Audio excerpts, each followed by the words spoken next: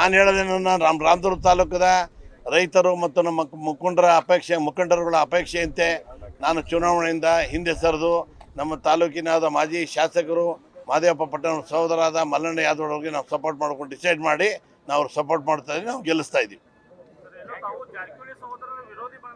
ನಾವು ಯಾವ್ದು ಬಣ, ನಾವೆಲ್ಲ ತಟಸ್ಥ ಬಣ. ಜಾರಕಿಹೊಳಿ ಅವ್ರದ್ದು ಇಲ್ಲ, ಬೇರೆ ಯಾವ ಬಣ ಇದು ನನಗೇನು ಗೊತ್ತಿಲ್ಲ. ಯಾವುದಕ್ಕೆ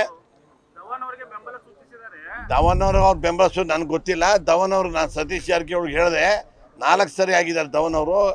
ಬೇರೆ ಯಾವ್ದೋ ಕ್ಯಾಂಡಿಡೇಟ್ಗೆ ಅವಿರೋಧ ಮಾಡೋಣ ಅಂತ ಹೇಳಿದೆ. ಅವ್ರು ಮಾಡಿಸ್ತೀನಿ ಕೊನೆ ಮುಗಿಬಿಟ್ಟೊಳಗೆ ಅದು ಏನಾಯ್ತೋ ಗೊತ್ತಾಯಿಲ್ಲ. ಪಾಪ ಸತೀಶ್ ಜಾರಕಿಹೊಳಿ ಅವರು ಪ್ರಾಮಾಣಿಕವಾಗಿ ಅವಿರೋಧ ಮಾಡಿಸ್ಲೇಬೇಕು ನನಗೆ ಅಂತ ಅವ್ರು ಪ್ರಯತ್ನ ಪಟ್ಟರು. ಆದರೆ ನಮ್ಮ ತಾಲೂಕಿನ ಒಂದು 3-4 ಶನಿಗಳಿದ್ದಾರೆ. ಅವ್ರ ಮಾತು ಕೇಳಿಕೊಂಡು ಅವ್ರು ಸ್ವಲ್ಪ ಹಿಂದೆ ಸರಿದು ಅಂತ ನನಗೆ ಅನಿಸ್ತಾ ಇದೆ. ಶನಿಗಳಿಗೆ ಬರೀ ದುಡ್ಡು ಇಟ್ಕೊಂಡು ಓಡಾಡ್ತಾ ಇದ್ದಾರೆ ಅವರೇ ಶನಿಗಳು. ಅವ್ರು ದೊಡ್ಡ ಲೀಡರ್ ಹಾಕಕ್ಕೆ ಕೊಡ್ತಾವ್ರೆ, ಇದು ಏನಿಲ್ಲ. ಅವ್ರ ಊರೊಳಗೆ ಅವ್ರಿಗೆ ಬೆಲೆ ಇಲ್ಲ ಅಂಥವ್ರು ದೊಡ್ಡ ಲೀಡ್ರಾಗಿ ಬರೀ ಹಣದ ಚಾಲಿ ಇಟ್ಕೊಂಡು ಓಡಾಡ್ತಾವ್ರೆ. ಈ ಚುನಾವಣೆ ಒಳಗೆ ದುಡ್ಡಿನ ವ್ಯವಸ್ಥೆನೇ ಇರಲಿಲ್ಲ. ಕಾಫಿ ಬಿಸ್ಕತ್ ಕೊಟ್ಕೊಂಡು ಹೋಗ್ತಾ ಇದ್ವಿ ಮೊದಲಿಂದನೂ. ಈ ಚುನಾವಣೆಗೆ ಅವರೆಲ್ಲ ಬಂದು ದುಡ್ಡಿನ ಸುರೇಣ ಮಾಡ್ತಾ ಇದ್ದಾರೆ, ಸಿಸ್ಟಮ್ ಕೆಡಿಸ್ತಾ ಇದ್ದಾರೆ. ಅದಕ್ಕೆ ಜನಗಳು ಇವರಿಂದ ದೂರ ಇರಬೇಕು ಅಂತೇಳಿ ನಮಗೆಲ್ಲ ಬಂದು, ಸರ್ ಹಿಂಗೆಲ್ಲ ಮಾಡ್ತಾ ಇದ್ದಾರೆ, ದಯವಿಟ್ಟು ನೀವೆಲ್ಲ ಒಂದಾಗಬೇಕು, ನಮ್ಮ ತಾಲೂಕು ಮರ್ಯಾದೆ ಉಳಿಸ್ಬೇಕು ಅಂದಾಗ ನಾನು ಮಲ್ಲಣ್ಣ ಯಾದವ್ರಿಗೆ ನಾವು ಸಪೋರ್ಟ್ ಮಾಡೋಕ್ಕೆ ಡಿಸೈಡ್ ಮಾಡಿದೆ.